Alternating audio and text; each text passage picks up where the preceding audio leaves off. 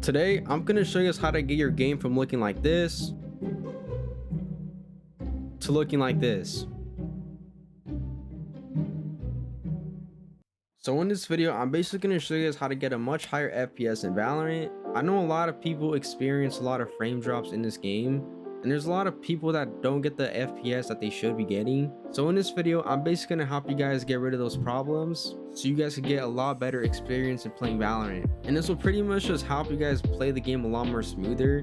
And I'm also going to be showing you guys how to get the highest FPS possible. So just keep watching this video. But I don't want to make this intro too long, so quickly just go ahead and just click that subscribe button. And please drop a like and comment down below.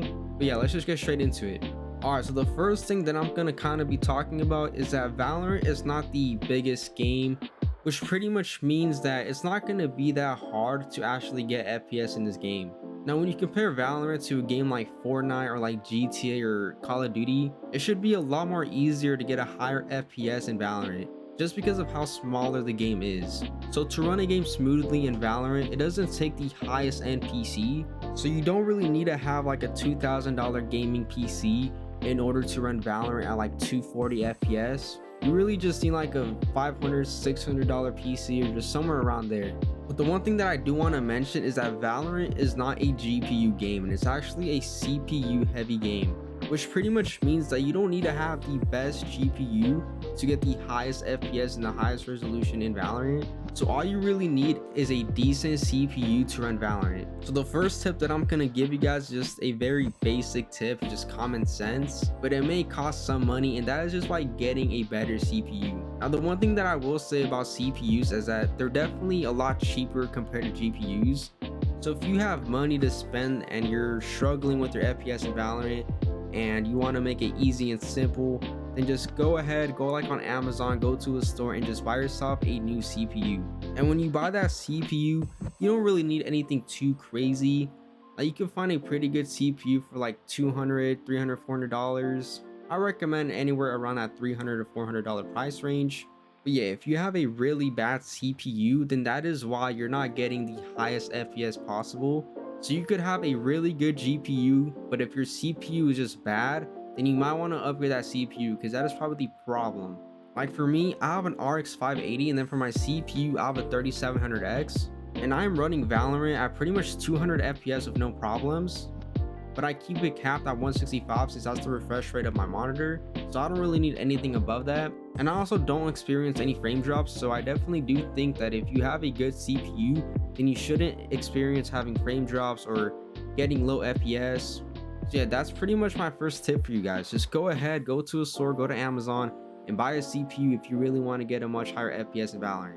Alright, so the next tip that I'm going to show you guys, and this is a tip that pretty much anyone could do as long as you have Valorant downloaded, and that is pretty much by going to your settings and then go to video settings, and then you want to go to the graphics quality. So click on graphics quality, and then your screen should look like this. And all you pretty much want to do is copy the exact same settings that I have to get the highest FPS possible. So to start off with a multi-threaded rendering, you want to have this enabled, because if you take this off, it's just going to be really bad. And turning this on also gives you a much better performance. And then for the quality of your game, it's honestly just a lot better to have everything on low. But yeah, the higher the quality is, the more FPS you're going to lose. So just put everything on low to get the highest FPS possible. To be honest, putting everything on low just makes your game look a lot better instead of having it all on high. And you can look at all the comp players, they all have everything on low, because this is pretty much the competitive settings. And then moving on to these two right here, you want to actually turn both of these off. So you do not want to have any of this on.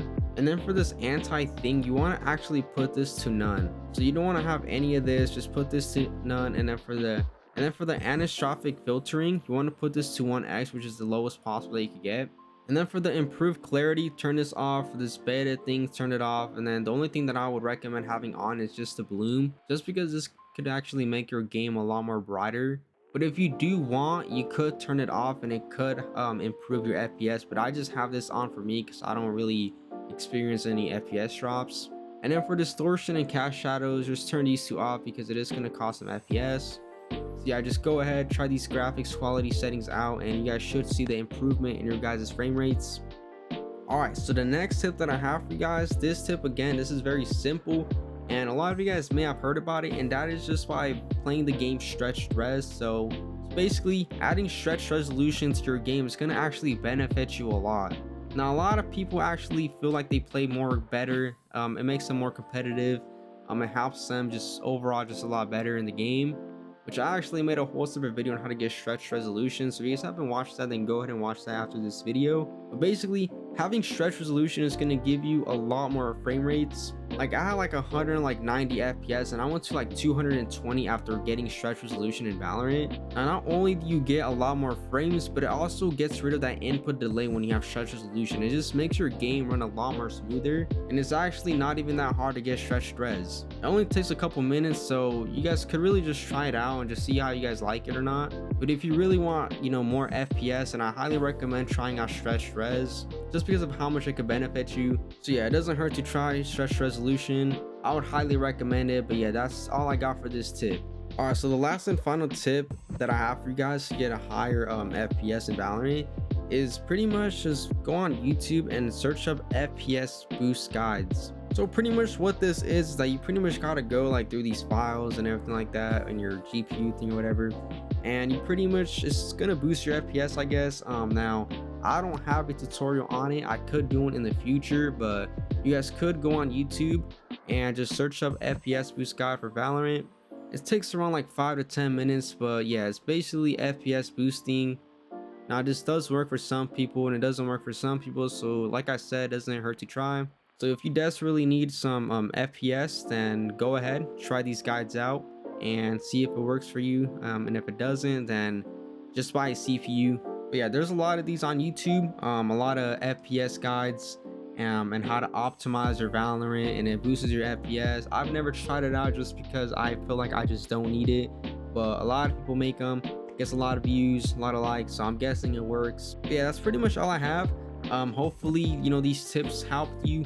I know it's very simple, very basic, you know, but you know, I'm just trying to help you guys out. You know, I'm trying to get straight to the point. But anyways, if you guys enjoyed watching today's video, please drop a like, subscribe, and turn notifications. Please follow me on Kick. Basically I kind of stream over there here and there. But yeah, that's gonna be it for today's video. Hopefully you guys got a lot more higher FPS. Hopefully, you know, these tips helped you out. But that's all I got for today's video. I'll see you guys in the next one.